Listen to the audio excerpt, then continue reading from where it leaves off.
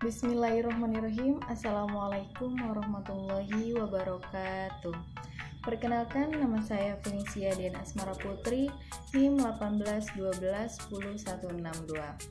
Baiklah, sekarang saya akan menelaah kurikulum mengenai pemetaan kompetensi or kompetensi planning atau scanning.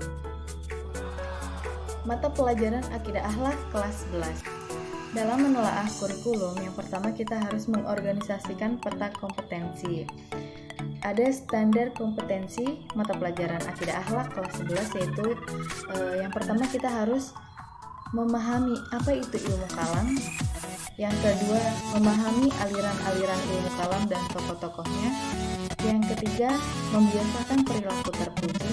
Dan yang keempat, menghindari perilaku tercela. Selanjutnya ada kompetensi inti atau KI. KI yang pertama yaitu menghayati dan mengamalkan ajaran agama yang dianutnya. Kompetensi inti yang kedua atau KI 2 yaitu kita harus mengembangkan perilaku jujur, disiplin, tanggung jawab, peduli, santun, ramah lingkungan, gotong royong, responsif, cinta damai, dan proaktif, dan menunjukkan sikap sebagai bagian dari solusi atas berbagai permasalahan bangsa dalam berinteraksi secara efektif dengan lingkungan sosial dan alam, serta dalam menempatkan diri sebagai cerminan bangsa dalam pergaulan dunia. Kompetensi inti yang ketiga atau KI 3 yaitu kita harus memahami dan menerapkan pengetahuan faktual, konseptual, prosedural, dan metakognitif berdasarkan rasa ingin tahunya tentang ilmu pengetahuan, teknologi, seni, budaya, dan humaniora dengan wawasan kemanusiaan, kebangsaan, kenegaraan, dan peradaban terkait fenomena dan kejadian, serta menerapkan pengetahuan prosedural pada bidang kajian yang spesifik sesuai dengan bakat dan minatnya untuk memecahkan masalah. Dalam kompetensi inti yang keempat atau KI 4, yaitu kita harus mengolah, menalar, dan menyaji dalam ranah konkret dan ranah abstrak terkait dengan pengembangan dari yang dipelajari di sekolah secara mandiri, bertindak secara efektif dan kreatif, serta mampu menggunakan metode sesuai kaidah keilmuan.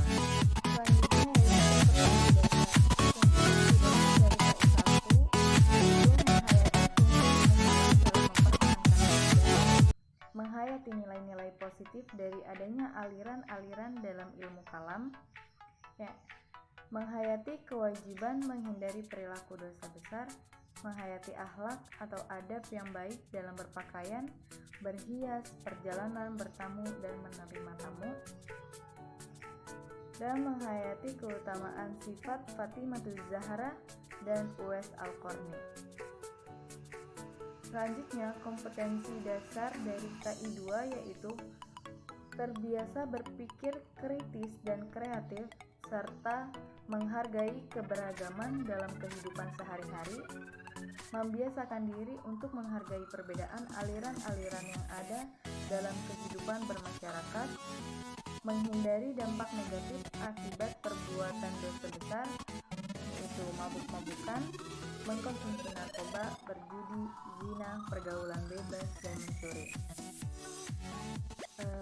Membiasakan akhlak atau adab yang baik dalam berpakaian, berhias, perjalanan, bertamu, dan menerima tamu, dan meneladani keutamaan sifat Fatimatul Zahra dan Uwais Al-Qarni. Selanjutnya, dalam kompetensi dasar dari KI 3 yaitu memahami pengertian, ruang lingkup, fungsi ilmu kalam, serta hubungannya dengan ilmu lainnya. Menganalisis pokok-pokok aliran-aliran ilmu kalam dari Khawarij, Murji'ah, Syiah, Jabariyah, Qadariyah, Asy'ariyah, Al-Maturidiyah, dan Mu'tazilah. Memahami dosa besar dari mabuk-mabukan, mengkonsumsi narkoba, berjudi, zina, pergaulan bebas, dan mencuri. Memahami akhlak atau adab berpakaian, berhias, perjalanan, bertamu dan menerima tamu, menganalisis sifat-sifat utama Fatimah Zahra binti Rasulullah Shallallahu Alaihi Wasallam dan Uwais Al-Qarni.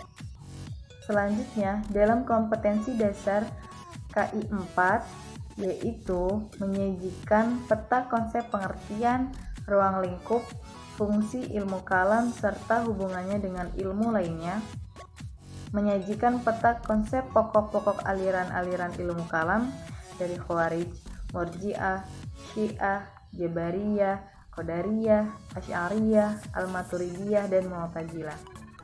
Menyajikan contoh perbuatan dosa besar di masyarakat dan akibatnya, mensimulasikan akhlak atau adab berpakaian, berhias, perjalanan, bertamu, dan menerima tamu dalam kehidupan sehari-hari, menceritakan sifat-sifat utama Fatimah Zahra binti Rasulullah Shallallahu Alaihi Wasallam dan Uwais Al-Qarni. Selanjutnya yaitu hasil konteks atau tema yang relevan. Dalam bab pertama menjelaskan tentang pengertian dan fungsi ilmu kalam, bab kedua menjelaskan tentang hubungan ilmu kalam dengan ilmu lainnya, bab ketiga menjelaskan tentang penyerapan ilmu kalam dalam mempertahankan akidah, bab keempat menjelaskan tentang aliran-aliran dalam ilmu kalam, tokoh-tokoh dan pandangan-pandangannya, yaitu Khawarij, Murji'ah, Syiah, Jabariyah, Qadariyah, Al-Maturidiyah, dan Mu'tazilah. Bab selanjutnya itu menjelaskan tentang perbedaan antara ilmu kalam yang satu dengan ilmu kalam yang lainnya. Selanjutnya yaitu menjelaskan beberapa contoh perilaku orang yang beraliran tertentu dalam ilmu kalam. Bab selanjutnya menjelaskan tentang perbedaan aliran dalam kehidupan masyarakat. Bab selanjutnya menjelaskan tentang pengertian dan pentingnya akhlak berpakaian, berhias, berjalan, bertamu, dan menerima tamu. Bab selanjutnya menjelaskan tentang bentuk akhlak berpakaian, berhias, berjalan, bertamu, dan menerima tamu. Bab selanjutnya menjelaskan tentang nilai-nilai positif dari akhlak berpakaian, perjalanan, bertamu, dan menerima tamu dalam fenomena kehidupan sehari-hari. Selanjutnya yaitu menjelaskan tentang akhlak berpakaian, berhias, perjalanan, bertamu, dan menerima tamu. Selanjutnya yaitu menjelaskan tentang pengertian dosa besar dari mabuk-mabukan, zina, berjudi, mencuri, dan mengkonsumsi narkoba. Selanjutnya yaitu menjelaskan tentang menghindari perilaku dosa besar dari mabuk-mabukan, berjudi, berzina, mencuri, dan mengkonsumsi narkoba. Selanjutnya yaitu mengembangkan perencanaan dalam beberapa konteks atau tema yang relevan. Yang pertama ada tujuan pembelajaran melalui kegiatan pembelajaran siswa, yaitu agar mampu menjelaskan pengertian akidah, menyebutkan dalil-dalil mengenai akidah, tujuan mempelajari akidah, dan metode-metode peningkatan akidah. Selanjutnya ada kegiatan pembelajaran. Dalam kegiatan pembelajaran ini, yang pertama ada pendahuluan. Dalam pendahuluan, guru menyampaikan tujuan pembelajaran. Selanjutnya yaitu apersepsi dan motivasi pentingnya belajar akidah akhlak dan memahami ajaran di dalam Al-Quran. Selanjutnya yaitu kegiatan inti. Dalam kegiatan inti, guru meminta peserta didik untuk mencermati ayat beserta perundungannya yang ada pada kolom "Mari mengamati".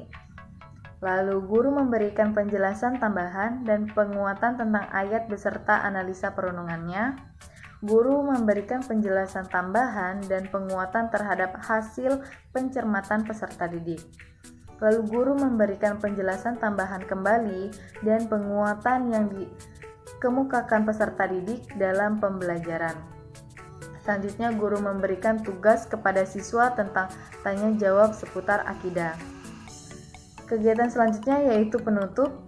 Dalam penutup, guru menyampaikan kepada peserta didik tentang hasil kerja berdasarkan tugas-tugas yang berkaitan dengan materi tentang akidah Islam. Selanjutnya, guru memberikan tugas, lalu guru menutup pertemuan pembelajaran, dan memberi salam. Metode yang digunakan dalam pembelajaran ini yaitu metode ceramah dan tanya jawab. Alat-alat yang digunakan pun yaitu papan tulis, spidol, infocus. Selanjutnya yaitu penilaian dalam pembelajaran. Penilaian dalam pembelajaran ini yaitu penilaian sikap, mengikuti pembelajaran, dan tepat waktu dalam mengumpulkan tugas. Penugasan dalam pembelajaran ini yaitu tertulis dan penugasan. Selanjutnya yaitu mengembangkan ide-ide pembelajaran. Yang pertama yaitu membuat pembelajaran kreatif, penggunaan audio dan video, pembelajaran luar kelas, brainstorming atau guru membuat forum diskusi dan memberikan siswa untuk mengungkapkan pemikiran mereka, melibatkan games dan permainan, dan yang terakhir yaitu membuat komunitas belajar. Mungkin cukup sekian pemaparan dari saya, kurang lebihnya mohon maaf. Wassalamualaikum warahmatullahi wabarakatuh.